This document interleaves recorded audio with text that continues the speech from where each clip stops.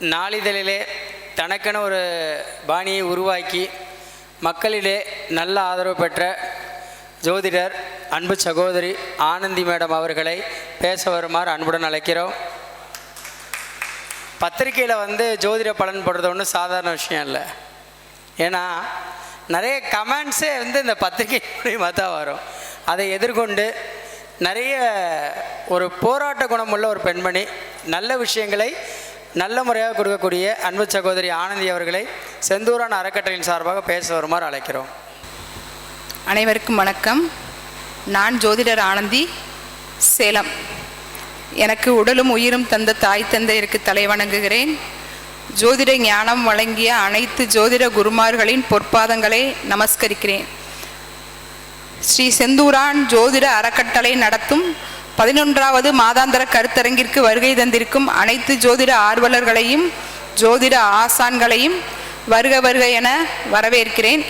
இன்றைய அவைத்தலைவர் திரு பொன்னையா சுவாமிகள் அவர்களுக்கு பணிவான வணக்கத்தை தெரிவித்துக் கொள்கிறேன். அன்பு சகோதரர் பிரகாஷ் அவர்களுக்கு பணிவான வணக்கத்தை தெரிவித்துக் கொள்கிறேன். இன்று நான் பேச எடுத்துக்கொண்ட தலைப்பு மேச லக்னத்தினரின் வாழ்க்கை எப்படி இருக்கும். அதாவது ஒரு ஜாதக கட்டத்தில் 8 கிரகங்களையும் நம்ம நவகிரகங்களையும் அடைவு பண்ணித்தான் நம்ம பலன் சொல்கிறோம். நவகிரகங்களும் இல்லாமல் ஜோதிடத்தில் பலன் செல்ல முடியும் அப்படின்றத நிரூபித்தவர் நம்ம பொன்னையா சுவாமிகள். அதை வச்சு ஏதோ எனக்கு தெரிஞ்ச அளவுக்கு சின்ன விஷயமா நான் உங்ககிட்ட பகிர்ந்துக்கலாம் அப்படின்னு நினைக்கிறேன். 12 லக்னத்துக்குமே சொல்ல முடியும். மேச லக்னத்துக்கு அதில் ஒரு சின்ன ட்ரையல் பார்ப்போம். இப்போ ஒருத்தவங்களுக்கு லக்னம் மட்டும் தெரியுது. அந்த லக்னத்தை வச்சு ஒரு ராசியில் நிற்கக்கூடிய கிரகம் இல்லாமல் ராசியில் உச்சம் நீச்சம் அடையக்கூடிய கிரகங்கள், ராசியோட தன்மை, இதை வச்சு பலன் சொல்லலான்றது என்னோட ஒரு ஆசை. அதனால் இப்போ மேச லக்னத்துக்கு அவங்களோட வாழ்க்கை எப்படி இருக்கும் அப்படின்றத பார்க்கலாம். இப்போ மேசம் அப்படின்னாலே செவ்வாயோட வீடு. செவ்வாயோட ஆதிக்கத்தில் பிறந்தவங்க எப்படி இருப்பாங்க? நல்லா வேகமானவங்களாக இருப்பாங்க.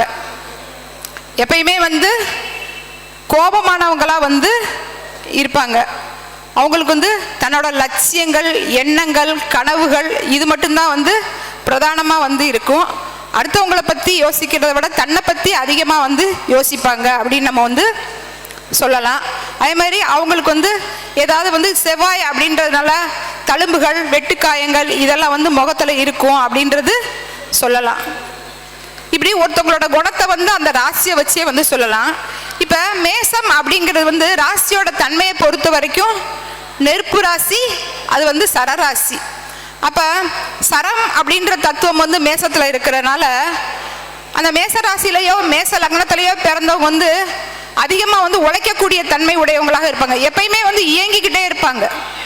ஏதாவது துருன்னு செஞ்சுக்கிட்டே இருப்பாங்க.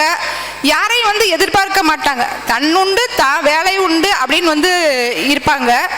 தனக்குன்னு ஒரு லட்சியம் வச்சிருப்பாங்க. தனக்குன்னு ஒரு கனவு வச்சிருப்பாங்க. அந்த கனவையும் அந்த லட்சியத்தையும் அடையிற வரைக்கும் அவங்க வாழ்க்கையில ஓய மாட்டாங்க அப்படின்னு நம்ம சொல்லலாமா? இப்ப மேசம் அப்படிங்கிறது சரம் அப்படின்றதுனால எப்பயுமே அவங்களுக்குள்ள ஒரு சிந்தனை ஓட்டம் இருந்துகிட்டே இருக்கும். என்ன சிந்தனை இருக்கும் அப்படின்னு கேட்டா, வாழ்க்கையில எப்படி முன்னேறது, பிள்ளைங்களை எப்படி கரை சேர்க்கிறது, மனைவியை பத்தி சிந்தனை, இப்படின்னு தொழில் பற்றிய சிந்தனை, இப்படின்னு அவங்க மனசுக்குள்ள 1000 சிந்தனைகள் இருந்துகிட்டே இருக்கும்.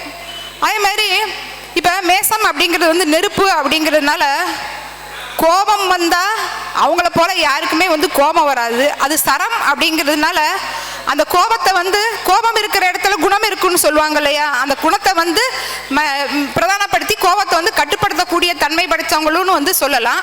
அதே மாதிரி இடத்துக்கு தகுந்த மாதிரி இடம் பொருள் ஏவல் பார்த்து கோவப்படுவாங்க, தன்னோட குணத்தை வெளிப்படுத்துவாங்கன்னு நம்ம சொல்லலாம். இப்படி நம்ம பலன் எந்த விதத்துல வேணாலும் சொல்லலாம்.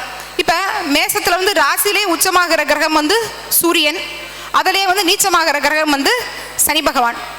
இப்போ உச்சம் அப்படின்னு நம்ம எடுத்துக்கிட்டோம்னா சூரியன், அவர் மேச லக்னத்துக்கு 5ஆம் அதிபதி. அப்போ ஜாதகருக்கு பூர்வீகம், குலதெய்வம், குழந்தை, அதிர்ஷ்டம், காதல் இதை பற்றிய எண்ணங்கள், சிந்தனை ஓட்டங்கள் மிகைப்படுத்தலாக இருக்கும் அப்படின்னு நம்ம சொல்லலாமா? ஜாதகர் வந்து உழைச்சி வருமானம் பண்ணுறதை விட அதிர்ஷ்டத்தை நம்பி வருமானம் பண்ணுவாருன்னு நம்ம வந்து சொல்லலாமா? பிள்ளைகளோட உணர்வுக்கு அதிகமாக முக்கியத்துவம் கொடுப்பாரு அப்படின்னு வந்து சொல்லலாமா? எந்த ஊரில் எந்த நாட்டில் வாழ்ந்தாலும் தன்னோட பூர்வீகத்தை பற்றிய எண்ணங்கள் அவருக்கு வந்து அதிகமாக இருக்கும். குலகௌரவம் பற்றிய சிந்தனை வந்து அதிகமாக இருக்கும். குலத்துக்கும் கௌரவத்துக்கும் வந்து முக்கியத்துவம் கொடுப்பாங்க. கௌரவம் இல்லாத இடத்துல வந்து அவங்க வந்து வாழ மாட்டாங்க அப்படின்னு சொல்லலாமா? லக்னத்திலேயே வந்து சூரியன் வந்து உச்சமாக இருக்கிறனால நிர்வாக திறமை நிறைஞ்சவங்கன்னு வந்து சொல்லலாமா? இப்படி நம்ம வந்து ஒரு ராசி கட்டத்தில் எந்த கிரகமே நமக்கு வந்து தேவையே வந்து கிடையாது. நம்ம சொல்லக்கூடிய பலன் வந்து 90% வந்து ஒரு ஜாதகரை வந்து கேட்ச் பண்ணுறதா இருக்கும். இப்போ ஒரு உதாரணத்துக்கு நான் வந்து சொல்கிறேன். இப்போ ஒருத்தவங்க வந்து ஃபோன் பண்ணுறாங்க, எனக்கு ஜாதகம் பார்க்கணுங்க அப்படின்னு வந்து கேட்குறாங்க. அவங்க வந்து எனக்கு ஜாதகம் இல்லை, எனக்கு பிறந்த நேரம் தெரியாது அப்படின்னு வந்து சொல்கிறாங்கன்னு வச்சுக்கோ. நம்ம உடனே அச்சர பிசகாமல் நம்ம வந்து ஒன்று ஆரோடத்தை வச்சு எடுக்கலாம், இல்லை அந்த லக்கணம் எங்கே ஓடுதோ அதையே லக்கணமாக வச்சு அவங்களுக்கு வந்து தாராளமாக வந்து பலன் சொல்லலாம். சரி, இப்போ வந்து அதாவது லக்கணத்திலே வந்து சூரியன் வந்து உச்சமாகிறதுனால 1000 பேர் இருந்தால் கூட 1000 பேரில் அவங்களோட திறமை வந்து தனித்திறமையாக வந்து இருக்கும் அப்படின்னு நம்ம வந்து சொல்லலாமா? 1000ல் ஒருத்தனாக இருக்க விரும்ப மாட்டாங்க, 1000ல் ஒருத்தனாக இருப்பாங்க அப்படின்னு நம்ம வந்து சொல்லலாமா?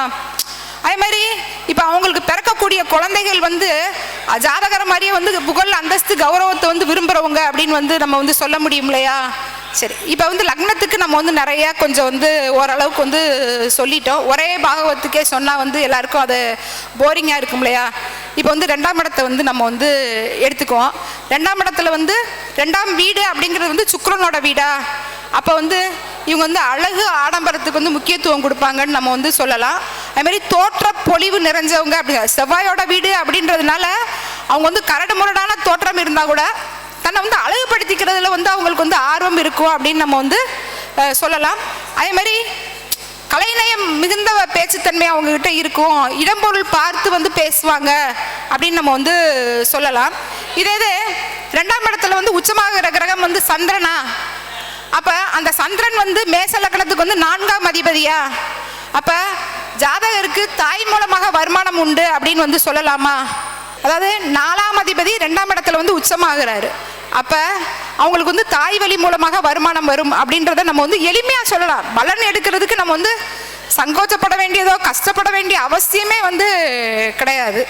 அதே நேரத்தில் அவருக்கு வந்து 4ஆம் அதிபதி அப்படிங்கும்போது வந்து 4ஆம் இடங்கிறது வந்து கல்வியா?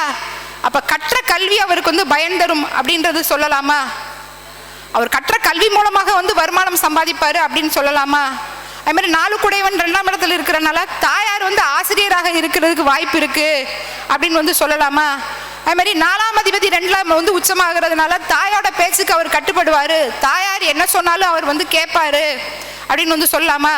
அதுமாதிரி 4ஆம் இடங்கிறது வந்து விவசாயம், கால்நடை வளர்க்குறது, பண்ணை தொழில், இதெல்லாம் வந்து சொல்லாமா? ரியல் எஸ்டேட், இதெல்லாம் வந்து சொல்லாமா? அப்போ ஜாதகர் வந்து உழைக்காத வருமானத்துக்கு ஆசைப்படுவாருன்னு நம்ம முதலே சொல்லிட்டு 5 குடையவர் வந்து லக்னத்தில் இருப்பார் அப்படின்னா, அப்போ இந்த ரியல் எஸ்டேட்டு, இந்த கால்நடை வளர்க்குறது, பண்ணை தொழில், இதெல்லாம் வந்து கௌரவ தொழில்.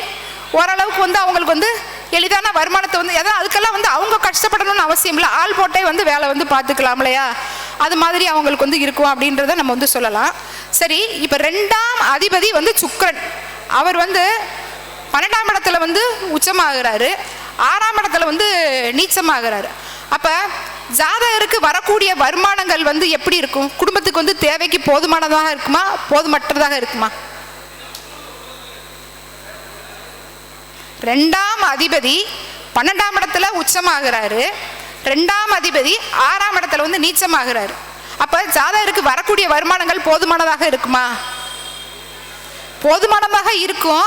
ஆனால் கூட தன்னோட குடும்ப கௌரவத்தை வந்து காப்பாற்றுறதுக்காகவும் குடும்ப உறுப்பினர்கள் மேலே உள்ள ஆசையாலே வந்து கடன் வாங்கி கூட செலவழிக்க தயங்க மாட்டார்.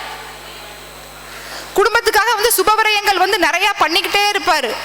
அதாவது குடும்பம் அப்படின்றத வந்து பெத்த பிள்ளைங்க மட்டும் வந்து கிடையாதுங்க, கூட பிறந்தவங்களை வந்து கவனிக்கிறதா வந்து உண்மையிலேயே வந்து கூட பிறந்தவங்களையும் பெற்றவங்களையும் கவனிக்கிறதா உண்மையான அன்பு. பெற்றவங்களுக்காகவோ கூட பிறந்தவங்களுக்காக அவர் வந்து கடன் வாங்கி கூட விரயம் பண்ணுவார், சுபவிரயம் வந்து நிறையா பண்ணுவார் அப்படின்னு வந்து நம்ம வந்து சொல்லலாமா? சரி, அதேமாரி 2ஆம் இடம் அப்படிங்கிறதா ஒருத்தரோட உணவை வந்து சொல்கிறது. 2 குடையவன் வந்து 6ல் வந்து நீச்சமாகிறாரு. அப்போ ஜாதகரோட உணவு பழக்கம் எப்படி இருக்கும்? கண்ணா பின்னான்னு எதனாலும் சாப்பிடுவாரா? திட்டமிட்டு இந்த ஃபுட்டு தான் நம்ம சாப்பிடணும், இதுதான் நம்ம ஹெல்த்துக்கு வந்து நல்லது அப்படின்னு வந்து என்ன சாப்பிடணும் என்ன சாப்பிடக்கூடாதுன்னு வந்து அறிஞ்சு வந்து செயல்படுவார். சில பேருக்கு வந்து இந்த உணவு சாப்பிட்ற உணவே தான் வந்து அவங்களுக்கு வந்து நோயை வந்து அதிகப்படுத்தலையா, அவர் வந்து அந்த கட்டுப்பாடான உணவுகள் சாப்பிட்றதுனால ஜாதகரை வந்து எளிதில் வந்து நோய் அண்டாதுன்னு நம்ம வந்து சொல்லலாமா? தன்னை மாதிரியே குடும்ப உறுப்பினர்களும் நல்லா சத்தான உணவை தான் சாப்பிடணும் அப்படின்னு வந்து ஜாதகர் வந்து ஆசைப்படுவாருன்னு சொல்லலாமா? சரி, இப்போ நம்ம வந்து 3ஆம் இடத்துக்கு வந்து நம்ம வந்து போவோம். 3ஆம் அதிபதி வந்து மேஷத்துக்கு வந்து புதன், அவர் வந்து 6ஆம் இடத்துல போய் வந்து உச்சமாகிறாரு. 3ஆம் இடம் அப்படிங்கிறது வந்து ஒருத்தவங்களோட உடன் பிறந்த சகோதரத்தை வந்து சொல்லலாம், டாக்குமெண்ட்டை வந்து சொல்லலாம். அதே மாதிரி 3ஆம் இடம் அப்படிங்கிறது வந்து மாமனாரை வந்து சொல்லலாம். இப்போ 3ஆம் அதிபதி 6ஆம் இடத்துல வந்து உச்சமாகறாங்க, இதுக்கு என்ன பலன் சொல்லலாம்? 3ஆம் அதிபதி 11ல் போய் நீச்சமாகறாங்க, இதுக்கு என்ன பலன் சொல்லலாம்? 3ஆம் இடம் அப்படிங்கிறது வந்து உபயம், அப்போ இதுக்கு என்ன பலன் சொல்லலாம்? 3ஆம் அதிபதி 6ல் இருக்கிறதுனால ஜாதகரோட உடன் பிறந்தவர் வந்து நோய்வாய்ப்பட்டவராக இருப்பார். உடன் பிறந்தவரோட கடனை வந்து ஜாதகர் வந்து சுமப்பார். மாமனாருக்காக ஜாதகர் வந்து கடன்படுவார். ஜாதகருக்கு வந்து டாக்குமெண்ட் சம்மந்தப்பட்ட ப்ராப்ளம் வந்து இருக்கும். அடிக்கடி வந்து டாக்குமெண்ட்டை வந்து அடமானம் வச்சுட்டு அதை மீட்க முடியாமல் ஜாதகர் வந்து கஷ்டப்படுவார் சொல்லலாமா? அதே மாதிரி இப்போ 3ஆம் அதிபதி 6ல் வந்து உச்சமாகிறதுனால 3ஆம் இடம் அப்படிங்கிறது வந்து எல்லை தகராறு. அதாவது 3ஆம் இடத்துக்கும் 4ஆம் இடத்துக்கும் மையமாக இருக்கிறதா வந்து எல்லை. அப்போ வந்து வலது பக்க வீட்டுக்காரங்க வந்து இவங்களுக்கு எப்பயுமே வந்து தொல்லை கொடுத்துக்கிட்டே இருப்பாங்க. வலது பக்க வீட்டுக்காரங்களுக்கு, வலது பக்கத்தில் உள்ள சொத்துக்காரங்களுக்கும் ஜாதகருக்கும் எப்பயுமே வந்து வாய் தகராறு, வாய்க்கால் தகராறு இதெல்லாம் இருக்குன்னு நம்ம வந்து சொல்லலாமா? அதே மாதிரி இப்போ 3ஆம் அதிபதி வந்து 11ஆம் இடத்துல வந்து நீச்சமாகிறாரு. அப்போ வந்து உடன் பிறந்தவங்க இவருக்கு வந்து பயன்படுவாங்களா? இவரோட உடன் பிறந்தவங்களோட தேவையை வந்து இவர் வந்து நிறைவு செய்வாரே தவிர உடன் பிறந்தவங்களால இவருக்கு வந்து எந்த பயனும் இருக்காது. இப்போ இங்கே இருக்கிற மேச லக்கணங்கள் யாராவது இருக்கீங்களா? இல்லை மேச ராசி யாராவது இருக்கீங்களா? யாருமே இல்லையா?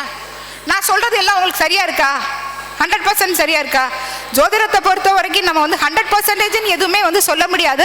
ஆனால் 90% வந்து அக்யூரசி வந்து அதிகமாக வந்து இருக்குது. நான் இந்த முறையை வந்து அதிகமாக வந்து ஃபாலோ பண்ணுறேன். இப்போ யாராவது ஃபோன் பண்ணுறாங்கன்னா டகால்னு அந்த ஆர்வத்தையோ அந்த லக்னம் எங்கே ஓடுதோ அதை வச்சு டகால்னு நான் வந்து சொல்லுவேன். அப்போ அவங்க வந்து நம்ம மெர்சல் ஆயிட்டாங்கன்னு சொல்லுவோம் இல்லையா, அது மாதிரி வந்து நம்ம மேலே வந்து அவங்களுக்கு வந்து ஒரு கிரேஸ் வந்துடும். இவங்க நமக்கு நல்ல பலன் சொல்லுவாங்க, நல்ல வழிகாட்டுவாங்க அப்படின்னு வந்து அவங்க உடனே நம்மக்கிட்ட புக்கிங் எடுத்துகிட்டு ஜாதகம் பார்க்க வந்துடுவாங்க. இதுதான் நம்மளோட தொழில் தர்மம் அப்படிங்கிறது. சரி, இப்போ வந்து 4ஆம் இடத்துல வந்து குரு வந்து உச்சமாகிறாரு, செவ்வாய் வந்து நீச்சமாகிறாரு. இப்போ செவ்வாய் அப்படிங்கிறவர் வந்து காலபுருஷ லக்னாதிபதி, மேசத்துக்கு அவர் தான் வந்து லக்னாதிபதி. அப்போ தாய்கிட்ட வந்து மகன் வந்து சரண்டர் ஆகிடுவார். தாய் என்ன சொன்னாலும் வந்து அச்சர பிசகாமல் வந்து கேட்பாரு. தாயோட பேரில் பையன் வந்து சொத்து வாங்குவியான் அப்படி சொல்லலாமா? தாயோட பேரில் தான் பையன் வந்து சொத்து வாங்குவேன், அவங்க பேரில் அவங்க வாங்குறதுக்கு வந்து ஆசைப்பட மாட்டாங்க. அதே இடத்துல 9 கூடையவனா 4ல் தான் வந்து உச்சமாகுது. அப்போ தாய் தந்தை பேரில் சொத்து வாங்குவார் ஜாதகர் அப்படின்னு வந்து சொல்லலாமா? தாய் தந்தையர் மேலே அவர் வந்து மதிப்பு மரியாதை வச்சுருக்காங்கன்னு சொல்லலாமா? தாய் தந்தையர் மேலே வந்து அவர் வந்து மிகுந்த அக்கறை உள்ளவர் அப்படின்னு வந்து சொல்லலாம். தாய் தந்தையர் வந்து கௌரவமான குடும்பத்தில் பிறந்திருக்கிறவங்கன்னு சொல்லலாம். அதே மாதிரி ஜாதகர் வந்து நல்ல கல்வி அறிவு உடையவர்னு சொல்லலாம். ஜாதகருக்கு வந்து உயர்கல்வி உண்டுன்னு வந்து சொல்லலாமா? குறைஞ்சது மேச லக்கணத்தில் பிறந்தவங்க 1 டிகிரியாவது வந்து படிப்பாங்க, அதிகபட்சம் வந்து 2 டிகிரியாவது வந்து படிக்கக்கூடிய வாய்ப்புகள் வந்து உண்டு. இதே இது 4ஆம் அதிபதி வந்து 2ஆம் இடத்துல இருக்கிறதுனால, 2ஆம் இடத்துல வந்து உச்சம் பெறதுனால ஜாதகருக்கு வந்து வாடகை வருமானம் தரக்கூடிய சொத்துக்கள் உண்டு அப்படின்னு பலன் சொல்லலாமா? சரி, இப்போ 5ஆம் இடத்தை வந்து எடுத்துக்கிடுவோம். 5 கூடையவன் வந்து வந்து உச்சமாகுது. அப்போ ஜாதகர் வந்து குழந்தைகளோட உணர்வுக்கு வந்து முக்கியத்துவம் கொடுப்பாரு. குழந்தைகளுக்காக பாசத்துக்காக வந்து ஏங்குவார்.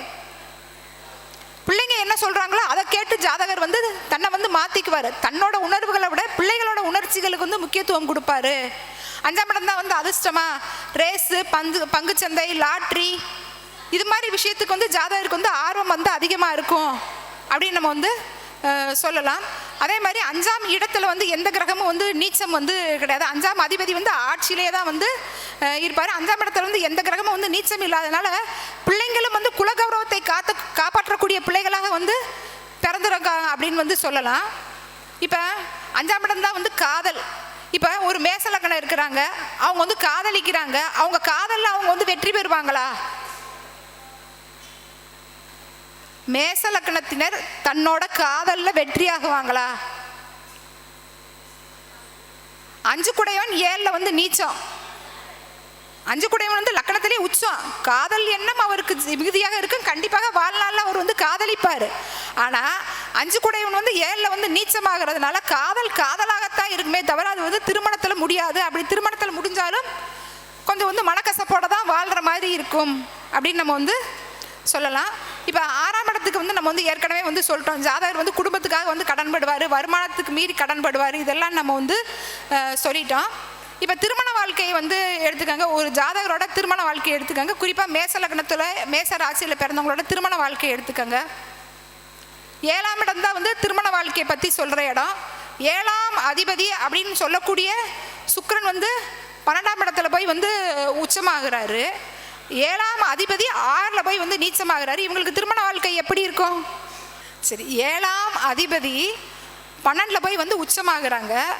அப்போ தொழில் உத்தியோகம், ஏன்னா 7ஆம் அதிபதி 6ல் வந்து நீச்சம். 6ல் நீச்சம்னா 6ஆம் இடம் வந்து கடன் நோயின்னு மட்டும் நம்ம வந்து எடுக்கக்கூடாது, உத்தியோகம்னு நம்ம வந்து எடுக்கலாம். 7ஆம் அதிபதி 6ல் வந்து நீச்சம், 12ல் வந்து உச்சம்.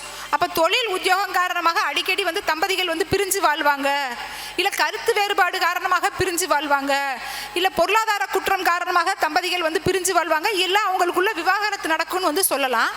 ஏன் அப்படின்னு கேட்டிங்கன்னா 7ஆம் இடத்துல வந்து 11ஆம் அதிபதி அதாவது சனி வந்து உச்சமாகிறாரா, துலாத்தில் வந்து சனி வந்து உச்சமாகிறாரா. அப்போ இவருக்கு வந்து முதல் திருமணத்தை விட 2வது திருமணம் தான் வந்து யோகமாக இருக்கும். 2வது திருமண வாழ்க்கையில் ஜாதகர் வந்து ஜெயிப்பார்.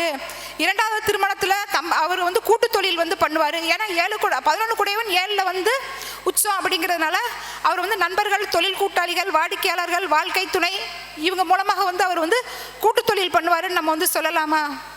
சரி, இப்போ நல்லா கவனமாக கேட்கணும். 11 குடையவன் 7ல் வந்து உச்சம், 7 குடையவன் 6ல் நீச்சம், 7 குடையவன் 12ல் உச்சம். இப்போ இவங்களுக்கு வந்து திருமண வாழ்க்கை முன்னுக்கு பின் முரணாக இருக்குன்றதை நம்ம வந்து சொல்லியிருக்கோம்.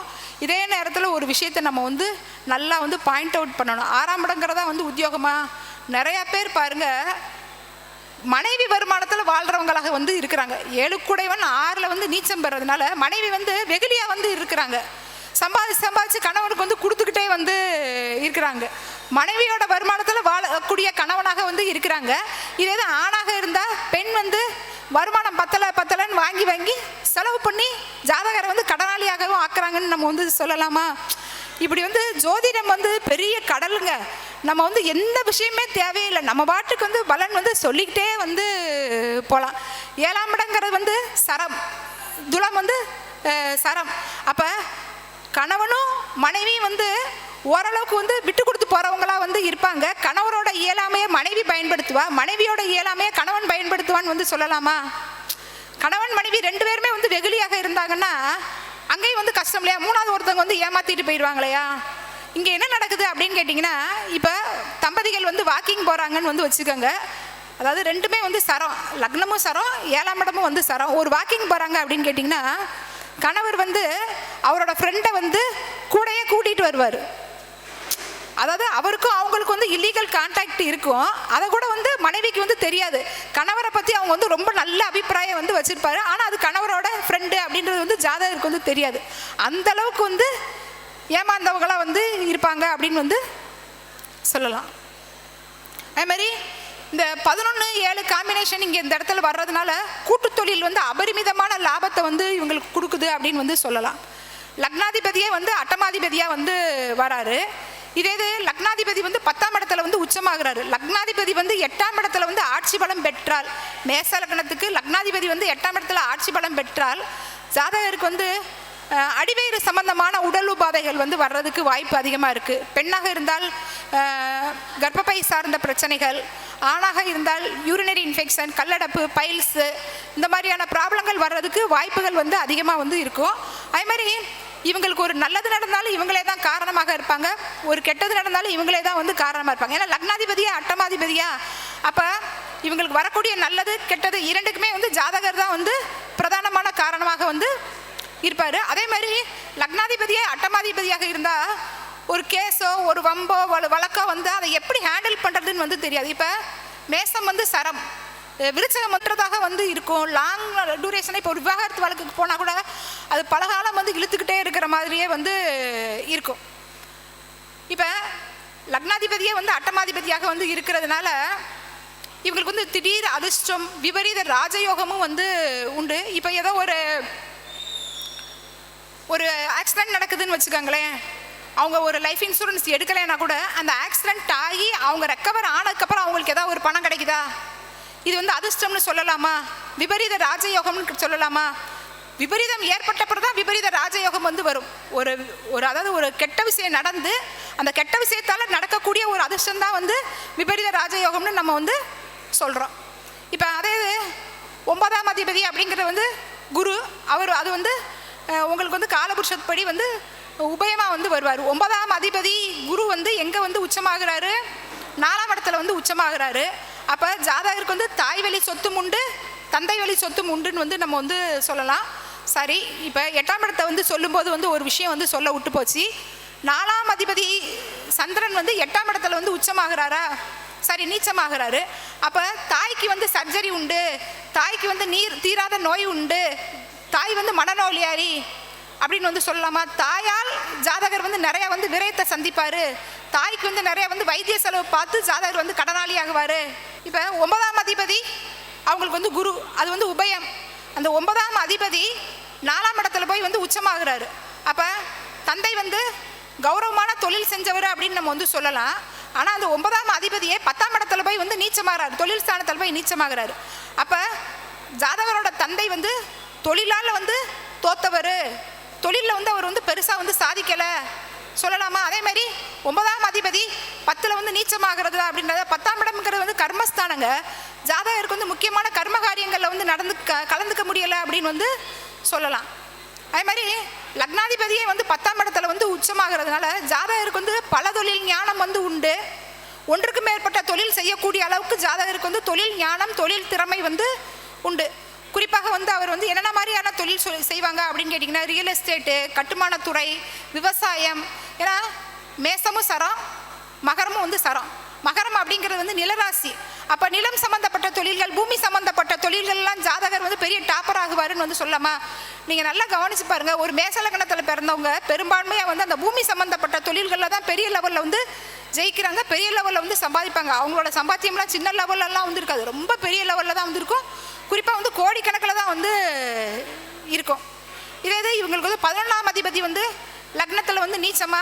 அப்போ 3ஆம் அதிபதி 6ல் வந்து உச்சம், 11ஆம் அதிபதி ராசியிலே வந்து நீச்சம். அப்போ உடன் பிறந்தவங்க மூத்த சகோதரத்துக்காகவும் இளைய சகோதரத்துக்காகவும் குடும்பத்துக்காகவும் வருத்தப்பட்டு குடும்பத்துக்காகவும் சம்பாதிச்சே ஜாதகர் வந்து தன்னோட வாழ்வாதாரத்தை இழக்கிறாருன்னு நம்ம வந்து சொல்லலாமா? அதே மாதிரி 12 கூடையவன் வந்து 4ல் வந்து உச்சம், அதாவது விரையாதிபதி வந்து 4ல் வந்து உச்சம். அப்போ இங்கே வந்து எப்படி எடுக்கணும் அப்படின்னு கேட்டிங்கன்னா, 12க்கு அது வந்து 5ஆம் இடம் வந்து ஆகுது. அப்போ ஜாதகர் வந்து ஒரு எக்ஸ்போர்ட் பண்ணுற தொழில், வெளியூர் வெளிநாடு வாழ்க்கையில் வந்து வாழ்கிறது, இதெல்லாம் ஜாதகருக்கு வந்து ஒரு வரமாக, ஒரு வரப்பிரசாதமாக இருக்குன்னு வந்து சொல்லலாமா?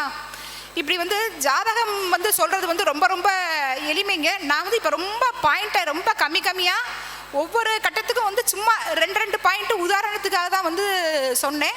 இது வந்து என்னோட கற்பனையில் வந்து உதயமானது. இது வரைக்கும் என்னோட பேச்சை பொறுமையாக கேட்ட அனைவருக்கும் நன்றி. அற்புதமாக பேசி அமர்ந்த அன்பு சகோதரி ஆனந்தி அவர்களுக்கு பொன்னியாசாமி ஐயா அவர்களும், ராஜாசங்கர் ஐயா அவர்களும், டி.கே. ராஜேந்திரன் ஐயா மூவரும் சேர்ந்து பொன்னாடை பற்றி கௌரவப்படுத்துவார்.